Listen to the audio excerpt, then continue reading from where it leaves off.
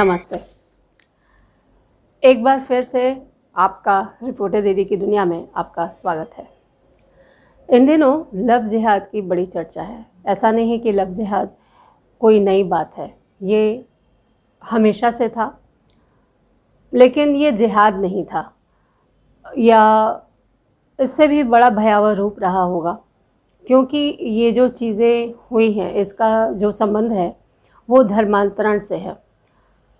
चाहे वो जबरन किया जाए, चाहे वो बहला फुसला कर किया जाए, या किसी भी तरीके से किया जाए। मुग़ल काल में ये बहुत तेज़ी से चला था और इसने एक पूरी संस्कृति को ही उलट पुलट करके रख दिया। दिक्कत तब होती है जब लोग साम्राज्यवाद के लिए प्रेम को भी मोहरा बनाने लगते हैं, और इसमें जो सबसे ज़्यादा शिकार होती हैं वो लड़कियां होती हैं। यानी सेब छुरी पर गिरे या छुरी सेब पर गिरे, कटना हर हाल में लड़कियों को है।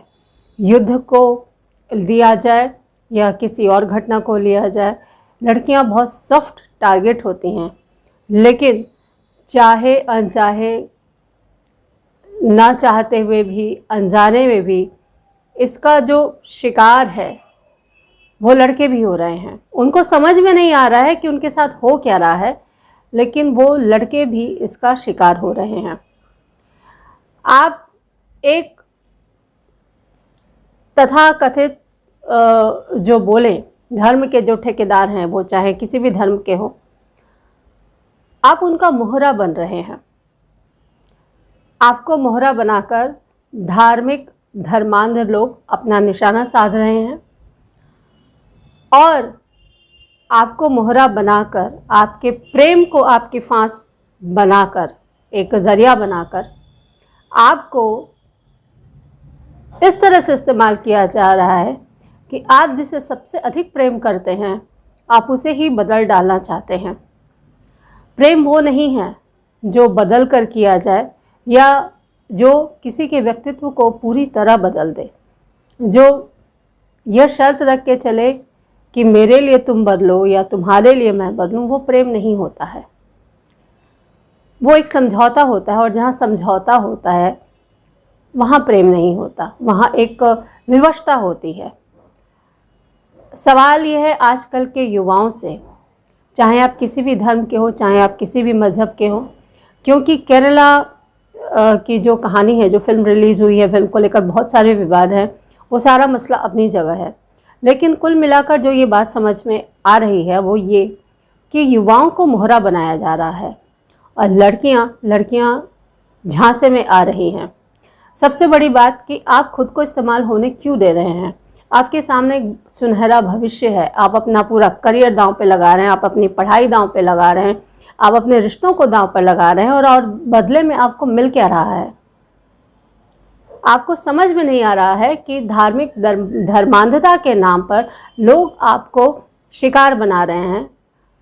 क्योंकि आप ये देखिए कि जिन लड़कों को इस्तेमाल करके लड़कियों को लिया जा रहा है दूसरे धर्म में, चाहे वो कोई भी धर्म हो, क्योंकि अभी समझ में आ रहा था, अभी जो घटनाएं हो रही थी उसमें आ रहा था कि ये इस्लाम में हुआ है, और यही प्रतिशोध की जो राजनीति है अब हिंदुओं में भी आने लगी है। आपको लगता है कि हमारा जो हिंदू धर्म है, जो सनातन धर्म है, उसे इस तरह के प्रोपेगेंडा की ज़रूरत है?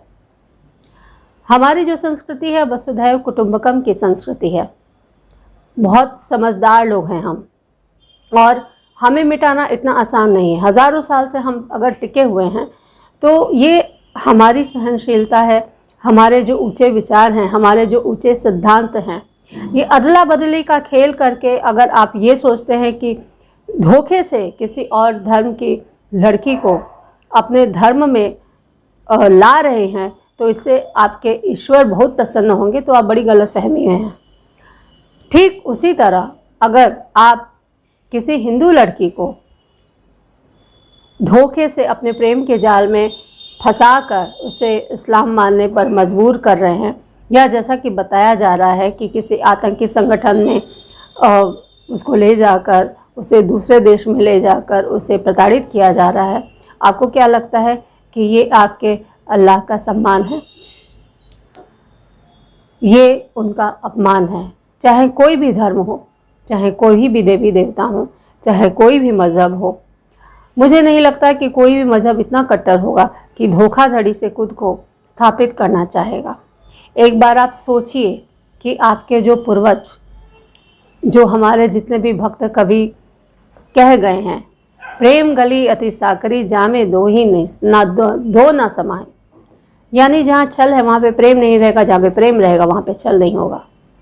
वो आपको निश्चल बना देता है। अब हमारी संस्कृति को देखिए, जब कृष्ण जाम्बती से विवाह करते हैं या इस तरह के बहुत सारे आपको उदाहरण मिलेंगे जहाँ पे वो हुआ है, जाति धर्म की भावनाओं को लांघ कर प्रेम हुआ है और प्रेमियों ने बहुत सारी अपनी शहादतें दी हैं, समाज के अन्याय सहे हैं, लेकिन उन्होंने अपनी निश्चलता को ख़त्म नहीं होने दिया। लैला मजनू, शीरी फरहाद, चाहे वो कोई भी हो, रानी रूपमती, बाज बहादुर, ऐसे तमाम उदाहरण हैं, नल दमयंती, हमारे सबकी संस्कृति में तमाम उदाहरण हैं। क्या आप ऐसे लोगों का अपमान नहीं कर रहे हैं? छल से किसी को धोखा देके, प्रेम के नाम पर धोखा देना खुद प्रेम का अपमान करना है, चाहे किसी भी धर्म के हो, किसी भी मज़हब के हो। दूसरों का तो पता नहीं, लेकिन मुझे नहीं लगता कि हमारे धर्म को इस तरह के प्रोपेगेंडा की ज़रूरत है। तो बख्श दीजिए, लड़कियों थोड़ा समझदार हो जाओ, अपने पैर पर खड़ी हो, अपने अस्तित्व को ख़त्म कर। अगर तुम्हें ब्रह्मांड में मिल जाए तो उस ब्रह्मांड की कोई कीमत नहीं रहती।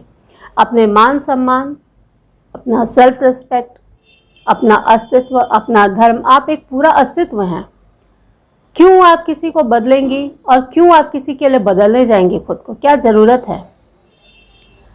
आप युवा हैं, आपको के हाथ में देश की कमान है, आपको नए भारत का भविष्य लिखना है। आप क्या कर रहे हैं? आप एक बार सोचिए।